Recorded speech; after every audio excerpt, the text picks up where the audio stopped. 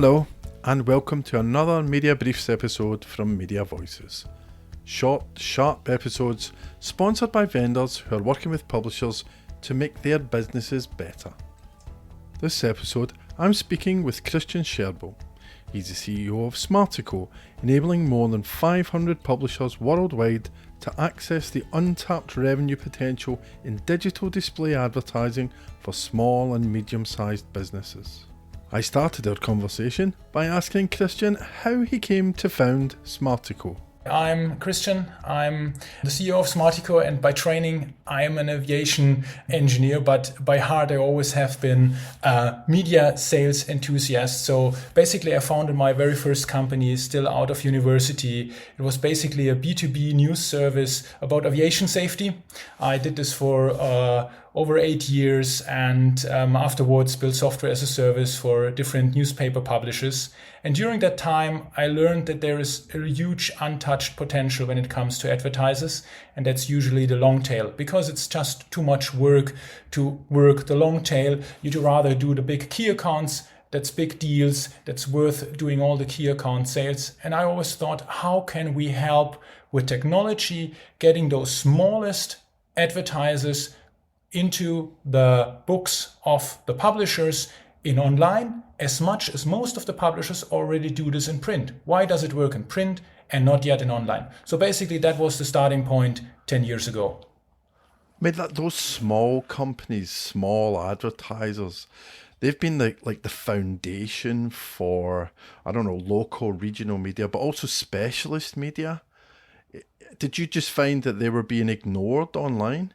So what we really learned is it was two things, because a digital was harder and more complex to sell for the publishers, and also more complex and new for the advertisers to buy. It meant, like, compared to the print sales process, it just took longer, and it was then often not worth it, because compared to print, those small advertisers then even decided to make smaller budgets than they were doing in print. So a small print customer that was investing £500 in print wanted to start for £100 or £200 in online. And getting someone out there, even on the phone and definitely physically, is just too expensive for £100 or £200 deal. And that was then the reason why many said, okay, just don't bother about them. Let's get the £5,000 key account sale in there. And for the rest, we'll use programmatic.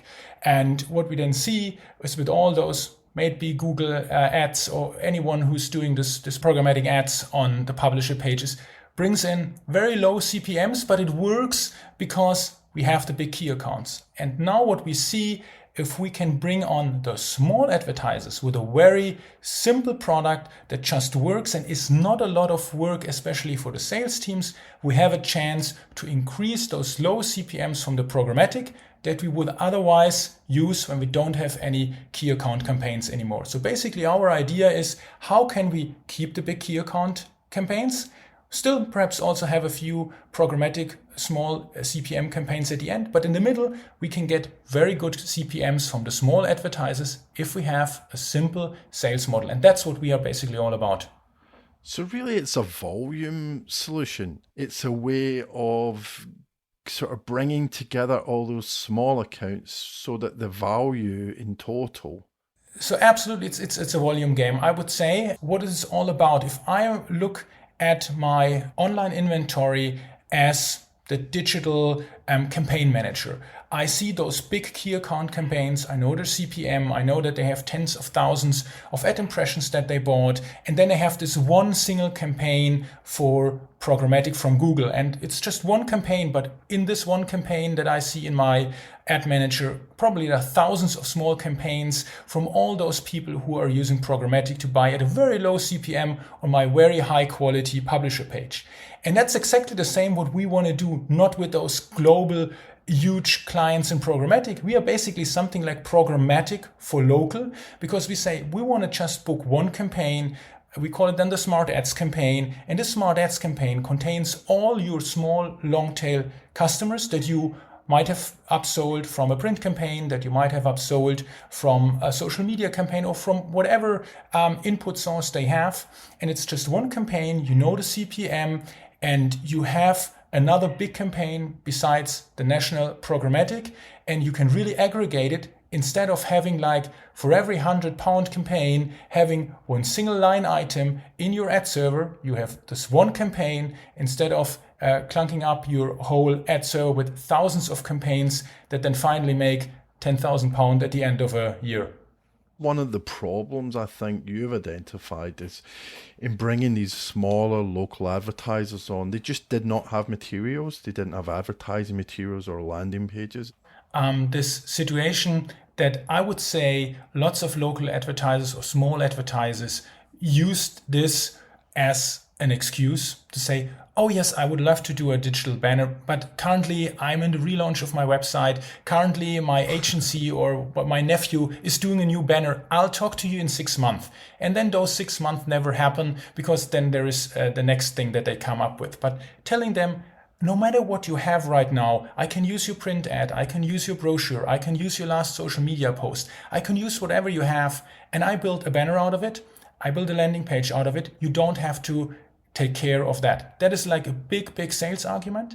But the second thing that we are focusing almost as much on is like giving them the right expectation management, telling them what to expect. So a lot of advertisers or small advertisers got products in the past that created very few clicks because click rates of display ads are not that good. But really preparing them what to expect, and it's not the click rate, but rather attention times and stuff like this. This is the second very important thing. Really give them a great banner and a landing page that has a chance to get a good click rate, and then also explain them what is display ads much more than just the click rate. In that sense, is there an education component to this in terms of, talk about managing expectations, but also getting people away from that idea of, Facebook advertising where it's all about scale, it's all about numbers, but this is, as you say, is much more about the right people at the right time? Absolutely. I think it's really currently the right time because most of those smaller advertisers made their experience with Facebook, Instagram, and Google. They had all those big promises. They tried it and they learned a few things. So the one thing that they definitely learned, it's a lot of effort that you have to put in to really make your Google or Facebook campaign successful. You have to log in there every day. You have to manage that. So having this full service of the publisher really serving it at the right spots and doing everything for you, including the creatives, is a big plus. But the second thing that most of the advertisers learned, the click rates might be good and the clicks, you spoke of the volume game, might be a lot, but the quality is not that good. So I'm talking to lots of advertisers telling me about 90% plus bounce rate on their social media campaigns. And that's exactly what we do with our education, not only in terms of educating, which we always do in the beginning when we start with a publisher, educating the sales teams about it, but also educating the advertisers in terms of sending them dashboards with explanations, telling them that it is not only about the click rate, it is about the attention time and about the quality of the traffic. And what I mean with this is what we can track because we built the banner and the landing page. We can first track the time people stay on this banner. And we are, as publishers, so much better than social media here. There are statistics out there that prove that we have less than 1 second of viewable time of a standard banner in social media. So people are scrolling through their social media feed that quickly, they don't see anything anymore. On the publisher sites, it's more than 5 seconds. With the ads that we do with the carousel, it's sometimes 7 or 8 seconds. So you get 7 or 8 times the viewability. And the second thing is, if then someone clicks, I talked about the 90% bounce rate on social media. We see that on average on our landing pages, people stay 40 or 50 seconds. And if I have all this data, I can make a totally different story compared to before. 0.1% click rate, dear advertiser, did you like the product? And he will probably say, no, I didn't. Compared to telling them, look, we have 7 seconds of average time people watch your banner compared to 1 second in social media. We have 40 seconds of people staying on your landing page. Those 25, 35, 100 people that clicked your landing page, they stayed an average 40 seconds. That makes 50 minutes of time that people watched your landing page. That's a much better story than going via the click rates. That's what we do, building always those visual dashboards to educate the advertiser, because often they were just told by Google, it's just a click that counts. And it's not just a click. If I would be Google, I would tell that as well, because if I have a gazillion clicks out there, of course I tell clicks is everything that counts. But what we have as publishers is quality, and we just need to find a way how to prove that. That's what we try to help with Smart Ads. One of the things we haven't talked about is how you use AI. Obviously that is huge, right? How does that fit in with what you're doing? So AI is pretty much at the core of everything that we're doing right now. So we're doing a lot of stuff with AI and improving the existing technology that we have. So that's the one thing that we do with AI. The other thing, which we are very firm believers, is that we don't want to have artificial intelligence on its own. We always have it as a co-piloted model. So what we do, where we work extremely hard on, is like making those banner ads and landing pages even better. So can we find even better materials? Can we create images for an advertiser that he or she didn't have before? Can we find more materials online? Can we build a better about us text? Can we build a better call to action? Can we build better slogans than they had before? So that's something we built in to our technology.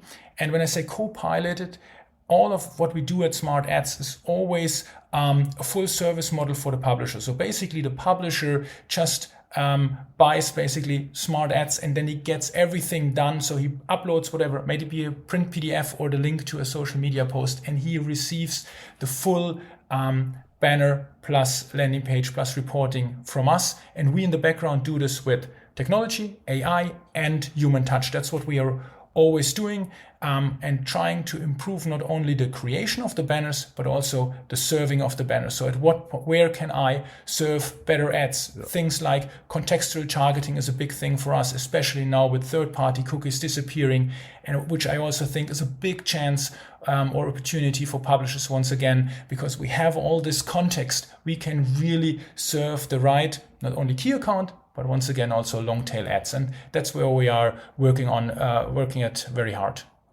Do you see this sort of approach as a way for publishers to come away from broader market programmatic, which I heard described the other day as a 2-decade failed experiment?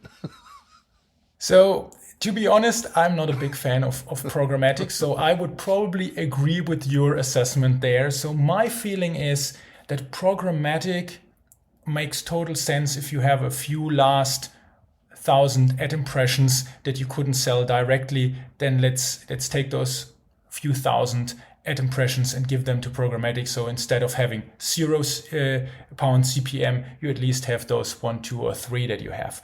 But it can't be the core strategy. And I know advertisers or publishers that almost have 80% on programmatic, and that is not enough to finance quality journalism.